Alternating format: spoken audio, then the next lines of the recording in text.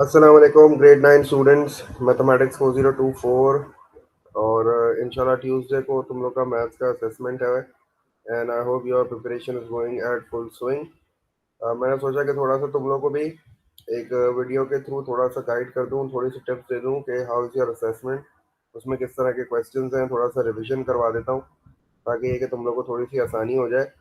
अच्छा, talking about your assessment, आपको पता है असेसमेंट जो है वो 20 मार्क्स का है and you will be given 40 minutes to complete that assessment.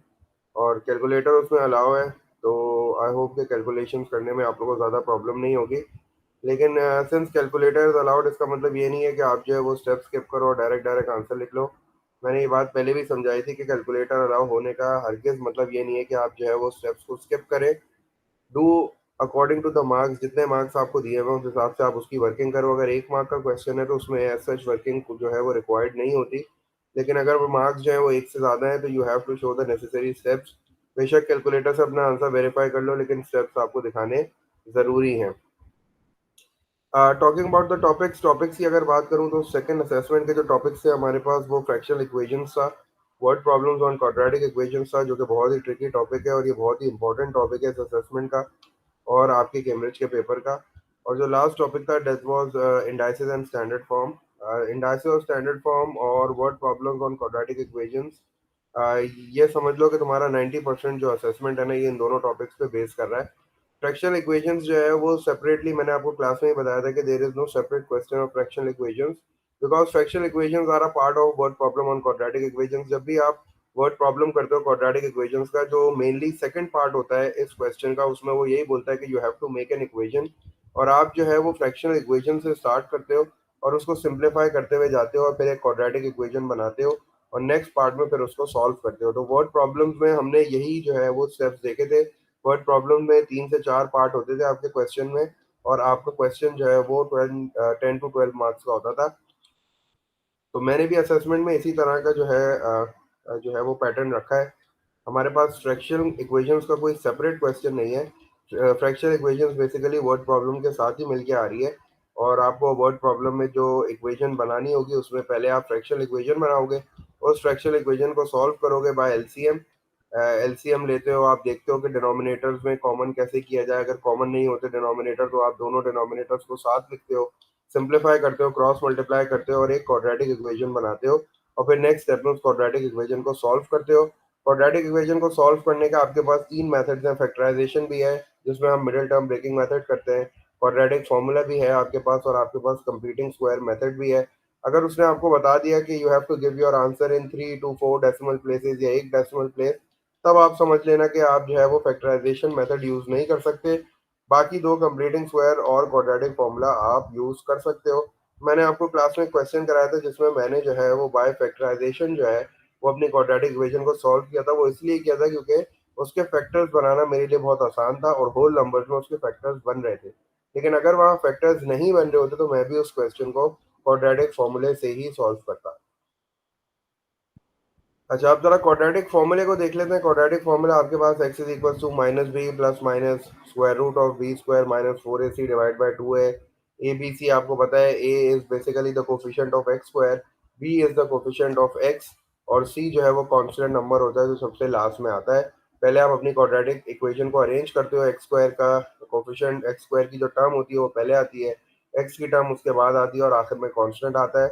उसके बाद आप अपने ए बी सी की वैल्यू आइडेंटिफाई करते हो। मेक श्योर कि ए बी सी की वैल्यू साइंस के साथ लिखो ताकि गलती का चांस ना हो। और फिर आप इस क्वाड्रेटिक फॉर्मूले में वैल्यूज पुट करके you can find out the values of x. क्योंकि ये क्वाड्रेटिक इक्वेशन है तो हमेशा एक्स के दो ही आंसर आते हैं। अगर आपको क्वेश्चन में मेंशन नहीं है कि how many decimal places you have to give in your answer, अगर ऐसा नहीं है मेंशन, तो आप 2 डेसिमल प्लेसेस तक अपना आंसर लिख सकते हो। मेक श्योर कि अगर आप 2 डेसिमल प्लेस में आंसर लिख रहे हो तो प्रॉपर उसको राउंड ऑफ करके लिखो। ऐसी अपनी मर्जी से जो है वो 2 डिजिट मत उठा लिया करो। अगर आप 2 डिजिट में अपना आंसर लिख रहे हैं, 2 डेसिमल प्लेसेस में आप अपने क्वेश्चन को राउंड ऑफ कर रहे हैं, तो प्रॉपर उसको राउंड ऑफ करना चाहिए। राउंड ऑफ की ट्रिक आपको पता है कि अगर आप जो है 2 डेसिमल प्लेसेस तक लिखना चाह रहे हो और आपका जो थर्ड डेसिमल प्लेस है वो ग्रेटर देन 5 है, तो आप अपने सेकंड जो सेकंड डेसिमल प्लेस है उसमें एक ऐड कर देते हो। अगर आपका थर्ड डेसिमल प्लेस जो है वो 5 से छोटा है तो आप अपने सेकंड उस डेसिमल प्लेस को एज इट इज लिख देते हो। जैसे कि राउंडिंग ऑफ आपने 6-7 में सीखी थी, बिल्कुल इसी तरह जो है वो राउंड ऑफ है। हमेशा याद रखना कि जब भी आप अपने आंसर को राउंड ऑफ करते हो या आप 2 या 3 डेसिमल प्लेस लिखते हो, तो प्रॉपर राउंडिंग ऑफ करके 2 या 3 डेसिमल प्लेस लिखा करो। अपनी मर्ज़ी से 2-3 जो है वो डेसिमल प्लेस पिक नहीं करते, हमेशा राउंड ऑफ करके पिक करते हैं। ये कुछ टिप्स थी, नेसेसरी टिप्स असेसमेंट के बारे में। एक और चीज़ हमने डिस्कस की थी स्टैंडर्ड फॉर्म में, स्टैंडर्ड फॉर्म का फॉर्मेट हमने डिस्कस किया था। मैंने आपको बताया था कि स्टैंडर्ड फॉर्म लिखने के लिए हमारे पास एक फॉर्मेट है। फॉर्मेट में हमारे पास स्टार्टिंग में एक नंबर आता है जिसको मैंने ए बोला, उसके बाद मल्टीप्लाई का साइन आता है, उसके बाद 10 आता है और 10 के ऊपर कोई पावर लिखी हुई होती है। फिर मैंने आपको बताया था कि ये जो ए है ये बेसिकली स्पेशल नंबर है, जो कि 1 और 1 से बड़ा होता है और 10 से छोटा होता है, ये 10 नहीं हो सकता। और ये जो पावर एन लिखी हुई है, this is basically N integer. ये होल नंबर होता है, पॉजिटिव भी हो सकता है, नेगेटिव भी हो सकता है। ये डेसिमल में नहीं हो सकता, ये फ्रैक्शन में नहीं हो सकता, ये सिर्फ इंटीजर होगा। स्टैंडर्ड फॉर्म का फॉर्मेट आपको समझ में आना चाहिए क्योंकि आपके पास स्टैंडर्ड फॉर्म का क्वेश्चन भी लाजमी असेसमेंट में आएगा। असेसमेंट के क्वेश्चंस की अगर बात कर लेते हैं तो हमारे पास जो मेन टॉपिक है वो word problems on quadratic equation है। Word problem on quadratic equation मैंने आपको बता दिया कि जो वर्ड प्रॉब्लम आएगा वो बेसिकली स्पीड डिस्टेंस साइन से रिलेटेड आएगा और उसके 3 to 4 पार्ट्स होंगे। 3 3 मार्क्स या 4 4 मार्क्स के हो सकते हैं। तो इस क्वेश्चन के जो पार्ट्स हैं वो 3 पार्ट्स हैं, मेरे ख्याल से 3 या 4 पार्ट्स हैं और इसके टोटल मार्क्स जो है ये 9 या 10 मार्क्स का पूरा क्वेश्चन ये एक आ रहा है। और इसके अलावा जो 10 मार्क्स हैं वो बेसिकली आपके इंडाइसिस और स्टैंडर्ड फॉर्म के हैं। इंडाइसिस और स्टैंडर्ड फॉर्म में किस तरह के क्वेश्चंस आ रहे हैं, पहले इंडाइसिस के रूल्स थोड़ा सा रिवाइज कर लेते हैं, उसके बाद फिर मैं आपको गाइड भी कर दूंगा कि इंडाइसिस और स्टैंडर्ड फॉर्म में किस तरह के क्वेश्चंस आ रहे हैं। इंडाइसिस के हमने कुछ रूल्स डिस्कस किए थे। इंडाइसिस मैंने आपको बताया था बेसिकली पावर्स होती हैं। अगर आपके क्वेश्चन में एक से ज़्यादा पावर्स आ रही हैं, एक्सपोनेंट्स आ रहे हैं, इंडेक्स आ रहे हैं, तो आप उनको सिंप्लीफाई करते हो यूजिंग सम रूल्स जो कि हमने क्लास में भी डिस्कस किए थे। पहला रूल हमारे पास यही था कि अगर बेसिस आपके पास एग्जैक्टली सेम है और दोनों बेसिस मल्टीप्लाई हो रही हैं, तो दोनों पे जो भी पावर्स हैं आप एक बार बेस लिखोगे और उन दोनों पावर्स को ऐड कर दोगे। इसी तरह सेकंड रूल में हमने ये चीज़ देखी थी कि अगर आपके पास बेसिस सेम है और वो डिवाइड हो रही हैं, जो भी पावर्स उन पे हैं इट डजेंट मैटर, आप एक बार अपनी बेस लिखते हो और आप उन दोनों पावर्स को माइनस कर देते हो क्योंकि डिवाइड हो रहा है। अगर मल्टीप्लाई हो रहा होता है तो आप ऐड करते हो पावर्स को, अगर डिवाइड हो रहा होता है तो आप सब्ट्रैक्ट करते हो पावर्स को। उसके बाद जो थर्ड लॉ था वो हमने डबल पावर लॉ सीखा था कि बेस एक ही होगी लेकिन उस पर एक से ज़्यादा पावर्स होंगी। तो जब भी बेस एक ही है उस पर एक से ज़्यादा पावर्स हो तो दो पावर्स अगर होती हैं तो आप उनको मल्टीप्लाई कर देते हो। तो बेस को एक ही बार लिखोगे और दोनों पावर्स को आप मल्टीप्लाई कर दोगे क्योंकि ब्रैकेट का मतलब मल्टीप्लाई होता है। ये कोई रूल नहीं है लेकिन उसने फिर भी यहाँ मेंशन कर दिया है। ए की कोई भी बेस कोई भी हो अगर उस पर पावर वन होगी तो हमेशा सेम ही आंसर आएगा। क्योंकि किसी भी चीज़ की पावर वन होती है तो वो एग्जैक्टली वही चीज़ दोबारा आ जाती है। किसी भी चीज़ की पावर अगर ज़ीरो होगी तो पूरी की पूरी चीज़ जिस पे ज़ीरो है वो वन हो जाएगी। ये हमने जीरो इंडेक्स रूल जब डिस्कस किया था क्लास में, जीरो इंडेक्स लॉ, उस वक्त ये चीज़ देखी थी। उसके बाद हमने ये देखा था कि अगर बेसिस जो है वो हमारे पास डिफरेंट है और उन पे पावर सेम है और वो मल्टीप्लाई हो रही हैं, तो हम क्या करते थे, बेसिस को मल्टीप्लाई करके पावर को एक बार लिख दिया करते थे। फिर उसके बाद हमने ये रूल देखा था कि जिसमें बेसिस डिफरेंट थी और पावर उन पे सेम थी लेकिन वो डिवाइड हो रही थी, तो हम सबसे पहले उसको फ्रैक्शन में कन्वर्ट करते थे। फ्रैक्शन में कन्वर्ट करने के बाद हम क्या करते थे, उनको सिंप्लीफाई करते थे और पावर को एक बार ब्रैकेट के बाहर लिख दिया करते थे। हमने ये वाला भी रूल डिस्कस किया था जिसमें हमने कहा था कि इंसाफ करो, अगर ब्रैकेट के बाहर कोई पावर है तो ब्रैकेट में जितनी भी चीज़ें हैं सबको वो पावर मिलनी चाहिए। नेगेटिव इंडाइसिस का लॉ भी हमने डिस्कस किया था। मैंने आपको बताया था if you want to make your power positive you just have to flip the whole thing. जैसे ए पे जो पावर है वो माइनस एम है और इसके नीचे जो है डिनोमिनेटर में कुछ भी नहीं है तो वन होगा। अगर आपको ये माइनस एम पावर पॉजिटिव करनी है तो आप फ्लिप कर दोगे, वन को न्यूमरेटर में ले आओगे और ये पूरा का पूरा जो नेगेटिव पावर जिस बेस में है ये पूरी की पूरी नीचे चले जाएगी। बेस एज इट इज रहेगी, बेस के साथ कोई चेंज नहीं आएगा। सिर्फ पावर जो है उसका साइन जो है वो पॉजिटिव हो जाएगा, अगर नेगेटिव है तो पॉजिटिव हो जाएगा, पॉजिटिव है तो नेगेटिव हो जाएगा। उसके बाद हमने लास्ट में रैशनल इंडाइसिस जो है उसको कवर किया था। रैशनल इंडाइसिस में मैंने आपको बताया था कि दो तरह की फॉर्म्स होती हैं, एक इंडेक्स फॉर्म होती है जिसमें सिर्फ पावर लिखी हुई होती है और एक रेडिकल फॉर्म होती है। रेडिकल फॉर्म में हमारे पास ये रेडिकल का साइन होता है। हमने इसमें स्क्वायर रूट देखा था, क्यूब रूट देखा था, फोर्थ रूट देखा था, फिफ्थ रूट देखा था। यहाँ जो भी पावर होती है उस हिसाब से ये इसका नाम बन जाता है। अगर यहाँ टू है तो ये स्क्वायर रूट हो जाएगा, अगर थ्री है तो ये क्यूब रूट हो जाएगा, अगर ये फोर है तो फोर्थ रूट हो जाएगा। इसी तरह इसके नाम जो है वो कंटिन्यू होते रहेंगे। हमने ये देखा था कि अगर ए पे power x upon y So we can convert this index form into the radical form. In order to convert this index form into the radical form, we just have to make a sign of radical, and then we have to write the base inside. The power on the numerator, जो numerator में power है वो inside चली जाएगी base के ऊपर, और जो डिनोमिनेटर में पावर है वो इंडेक्स पे आ जाएगी आउटसाइड। इस तरह हम अपने क्वेश्चन को रेडिकल फॉर्म में कन्वर्ट कर सकते हैं।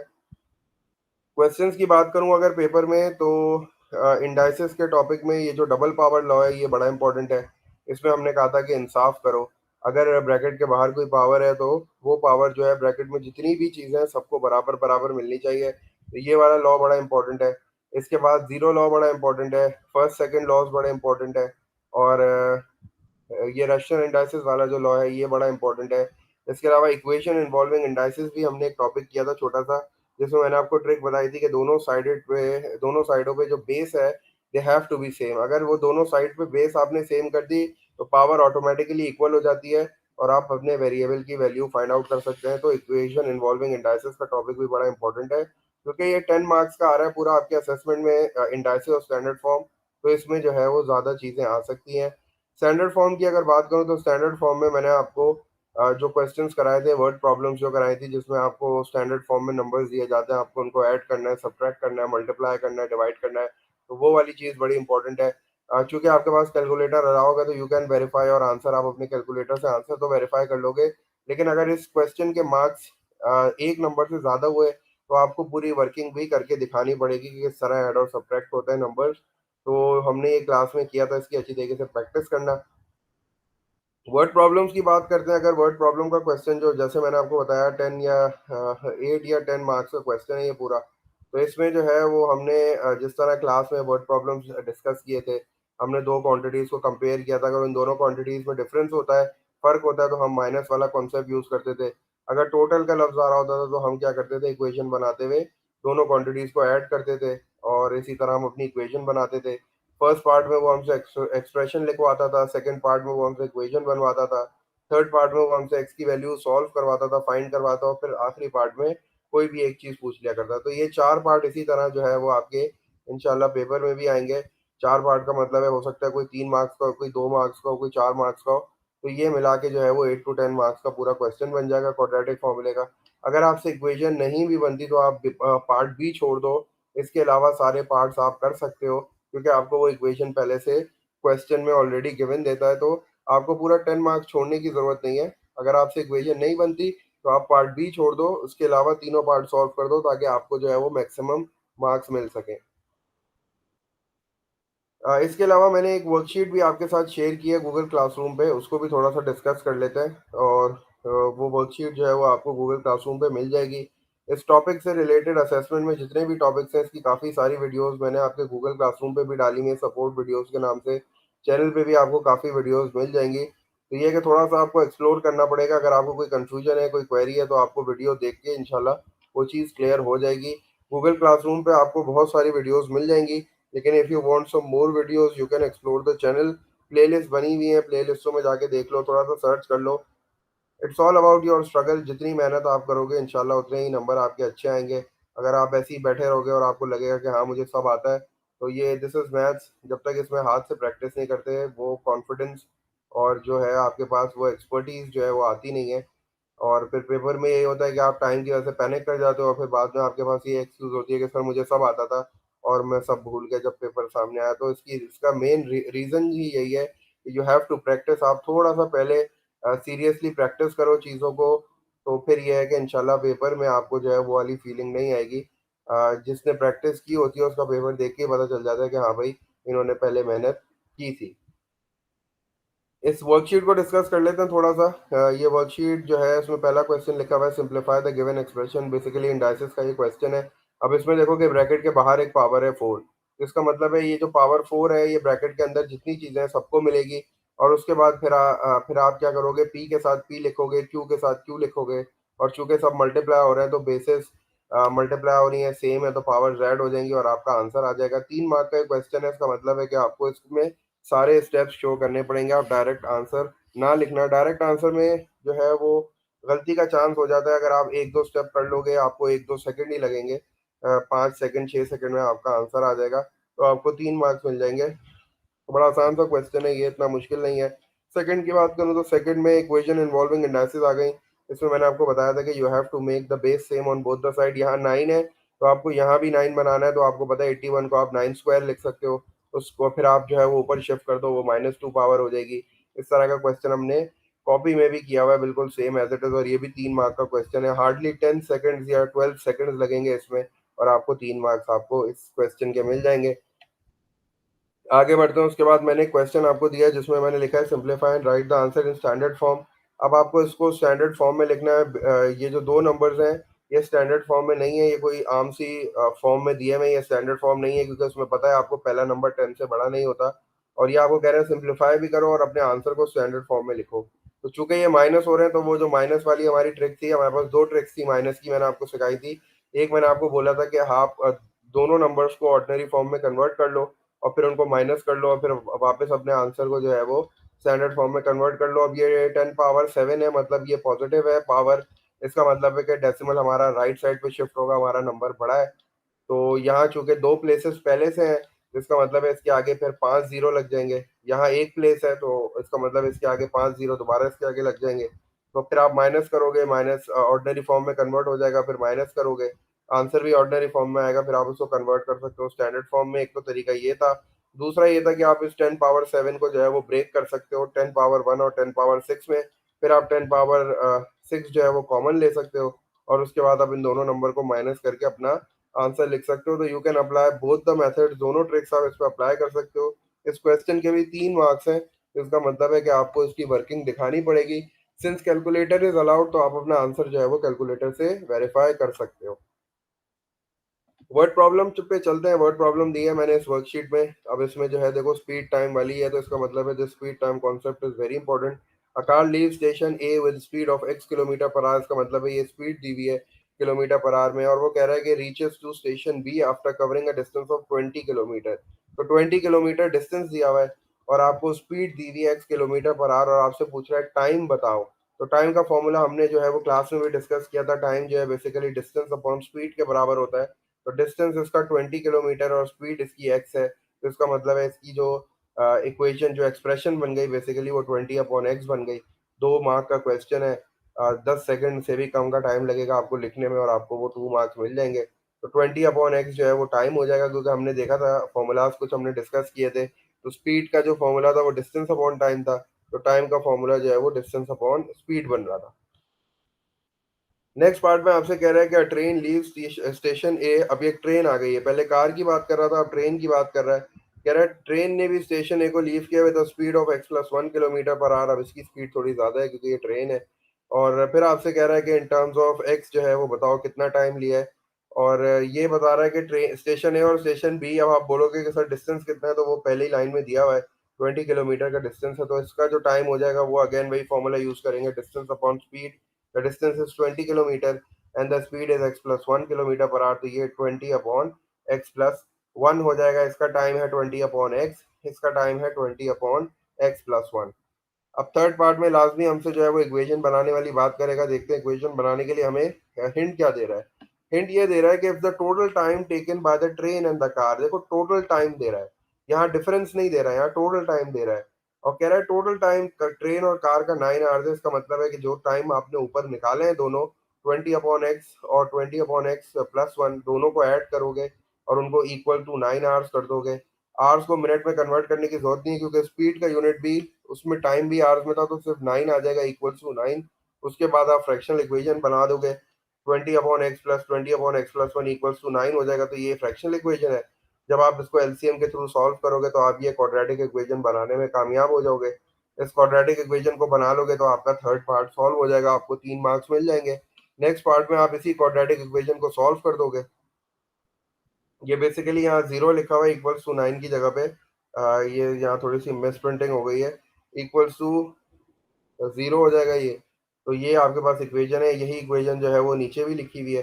ठीक है, तो इसको तो जो है वो ठीक कर लेना। जब आप इक्वल्स टू 9 करोगे, सिंप्लीफाई करोगे, तो आपके पास जो क्वाड्रेटिक इक्वेशन आएगी वो आएगी 9x² - 31x - 20 equals to zero. और यही इक्वेशन जो है वो यहाँ भी लिखी हुई है। तो ये बेसिकली इक्वेशन है। इसको सॉल्व करने के लिए आपको पता है कि फैक्टराइजेशन में जो है वो फंस जाएंगे, थोड़ा टाइम लगेगा। इससे बेहतर है कि क्वाड्रेटिक फॉर्मूला यूज़ कर लेते हैं। क्वाड्रेटिक फॉर्मूला यूज करके हम एक्स की वैल्यूज निकाल लेंगे। और फिर नेक्स्ट पार्ट में आपसे कह रहा है स्पीड ऑफ द कार। तो स्पीड ऑफ द कार के लिए आपने जो है वो चूंकि स्पीड ऑफ द कार जो है वो एक्स है, तो चूंकि आप एक्स की वैल्यू निकाल चुके हो तो सिर्फ एक्स का डायरेक्ट आप आंसर लिख दोगे, तो ये आपका जो है वो क्वेश्चन सॉल्व हो जाएगा। तो इस तरह का वर्ड प्रॉब्लम लाजमी इसकी प्रैक्टिस करना, पेपर में भी इंशाल्लाह इसी तरह का रिलेटेड कॉन्सेप्ट आएगा। मैंने आपको पहले ही बता दिया था कि अगर डिफरेंस की बात करता है तो डिफरेंस में जो भी दो क्वांटिटीज आपके पास है आप उनको माइनस करो। अगर टोटल का लफ्ज आता है तो इसका मतलब है जो भी दो क्वांटिटीज आपके पास निकाली हैं आपने उनको ऐड करो। और वो हिंट लाजमी देता है इक्वेशन बनाने के लिए, तो उस हिंट को गौर से पढ़ के आप जो है वो अपनी फ्रैक्शनल इक्वेशन बना सकते हो और उसको सॉल्व कर सकते हो। तो that was all about the tips of second assessment.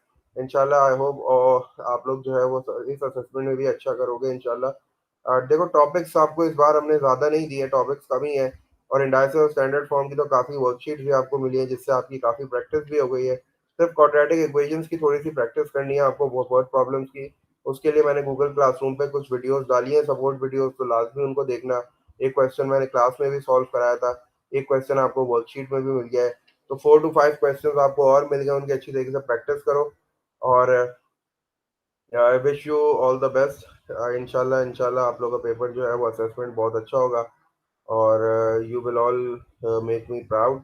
इंशाल्लाह मुझे उम्मीद है तुम लोग से। कोई भी कंफ्यूजन हो, कोई भी क्वेश्चन हो, तो आपको पता है कि आप को किस नंबर पे कांटेक्ट करना है मुझे। इस वीडियो के नीचे भी कमेंट कर सकते हो ताकि मैं जो है वो यहाँ भी आपको रिस्पॉन्ड कर दूँ ताकि ज़्यादा से ज़्यादा बच्चे उसको देख सकें। तो take care and do practice these type of questions जो मैंने बताया है, उनकी ज़रूर प्रैक्टिस करना। फॉलो द टिप्स, इंशाल्लाह you will score good marks. Thank you very much, take care, Allah.